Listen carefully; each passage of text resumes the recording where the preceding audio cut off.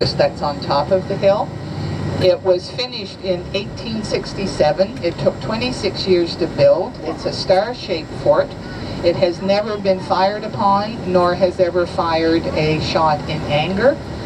However, they do shoot the noonday gun every day at 12 noon sharp, except Christmas Day. Interesting, my oldest son used to be a 78th Highlander, which are from 1867 to 1871. The folks, and they wear full traditional uniform of kilt, bearskin hats, that kind of thing. The hats were about 2 feet tall, and it made them look fierce and ferocious to the enemy, although they didn't have any enemy here. On the right, just as we head up to the front gate of the Citadel, is what we call the Old Town Clock. It has been there since 1810. It was commissioned by Queen Victoria's son, and it has been in existence since then. The head of the army garrison at the Citadel felt that the army members were too tardy in getting back to the space, back to the fort, so he erected the clock so they'd know what time it was. So if you could slow down there as much as you can, if everybody could look to their left, at the entrance to the Citadel, you're going to see one of the 78th Highlanders standing at attention. Do you see him? Yeah. Okay, and he's in his kilt, bearskin hat, ostrich feathers on top, and they do a changing of the guard every hour on the hour there. So the Citadel is surrounded by a dry moat,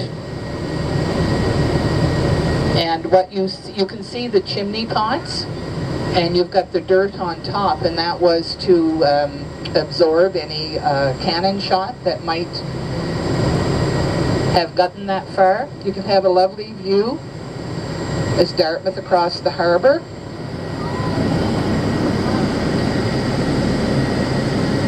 And on the way back to the ship, we're going to be coming along the waterfront some, and we'll talk more about that at the time.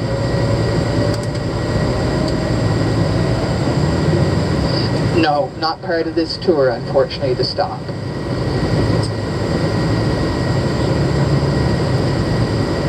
You can see all the cranes on the skyline. Halifax is the fastest growing city in Canada right now, and it is just booming. Real estate prices and rents, just like everywhere else, are going through the roof. We're a very cosmopolitan city. We have residents from all over the world.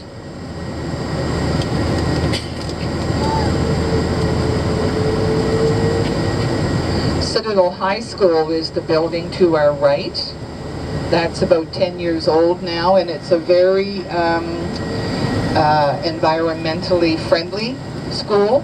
They use rainwater from the roof to flush the toilets, and their heating and cooling system is very modern.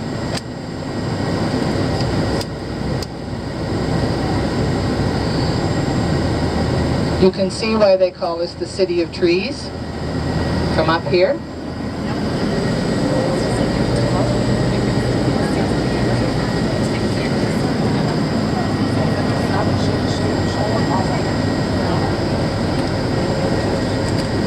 And you notice the flag flying. It is the British ensign, because in 1867 we were still a Commonwealth country. We were Canada, but we didn't have our own parliament.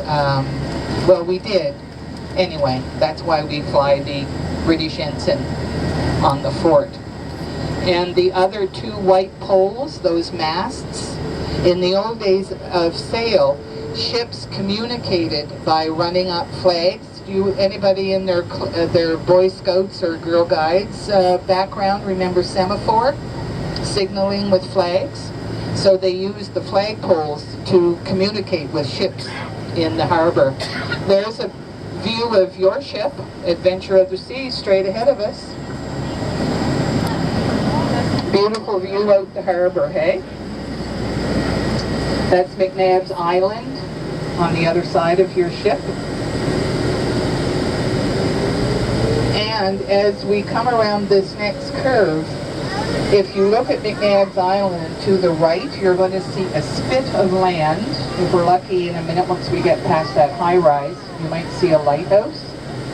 That is called Hangman's Beach. During the day of pirates, there was a lot of pirating going on around Nova Scotia. If somebody did something bad enough that they got little ones on the coach, they were hung in an iron cage